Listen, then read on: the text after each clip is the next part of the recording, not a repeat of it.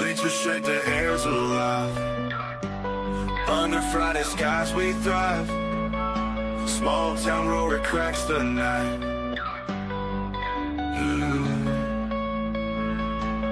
Underneath these autumn lights, dreams are born and take their flight.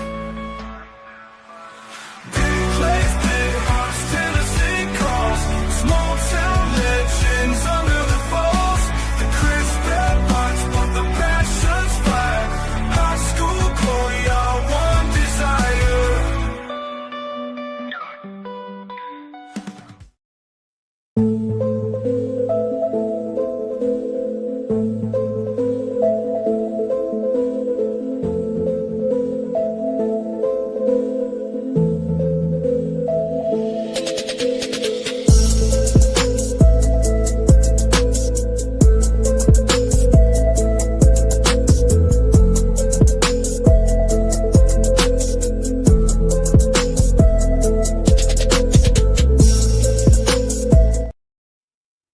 And good afternoon, folks.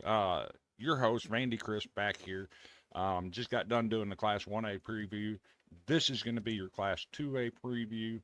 We're going to take a look at the playoff bracket for Class 2A and the TSSAA playoffs.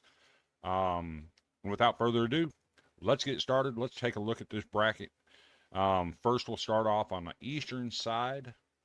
There's some really, really good playoff games in this bracket over here on the east. Starting out,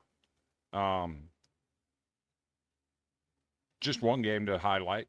Eagleton, 7-3, hosting Cumberland Gap, who's 3-7. That's going to be a very interesting game. Right below that, you got Cannon County at 7-3, hosting Grundy County at 7-3. Very good game right there. Some very evenly matched games in here. There's some games in here that I'm very critical of. I think the TSSAA needs to do a better job of what they got going on, because some of these teams do not belong in the playoffs. We'll take a look at York Institute. They're 1-9. Folks, 1-9 teams do not belong in the playoffs. I don't think 3-7 teams belong in the playoffs. That's just me. They got to do a better job getting these regions sorted out, and maybe shrink it down to 5 classes instead of 6. I understand their thought process. It gives more teams a better chance to win, but in the end, these are situations you end up with. 1-9 teams in the playoffs. West Green is 1-9. They just don't belong here. But over on the eastern side, let's take a look. Happy Valley. You're looking at a possible second-round matchup with Bledsoe County. That would be a very interesting game. Does Happy Valley have enough to make it over to the state semifinals? I think they should probably be the prohibitive favorite in the upper half of this bracket in the east. Down here at the bottom, you have Marion County. You also have Gordonsville. That matchup, which would be in the quarterfinals, in the third round of the playoffs, November 21st, that would be a highly impactful matchup, setting up a fabulous Class 2A state semifinal game between what looks like Happy Valley should be the prohibitive favorite, and then Marion County and Gordonsville.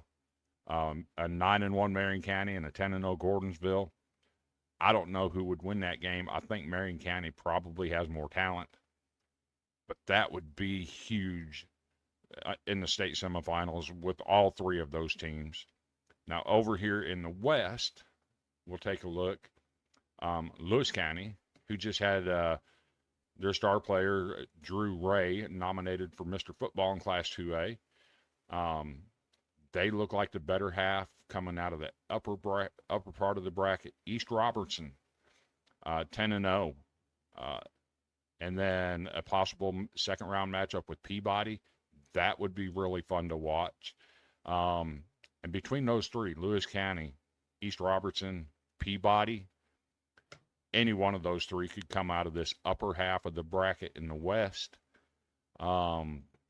That's going to be fun to watch. Down here at the bottom, you have Milan sitting there at 9-0. You got Mount Pleasant at 8-2. You got Fairleigh down there in Memphis at 8-2. Those are the three teams to look out for there. I would think that Fairleigh's going to come out of the bottom part of that. Probably Milan out of the top part. I don't think anybody in the West can beat Milan at this point. Getting to see them versus East Robertson or Lewis County would be absolutely amazing. I think it would be fun to watch. Overall, in Class 2A, I'm not sure anybody has enough to beat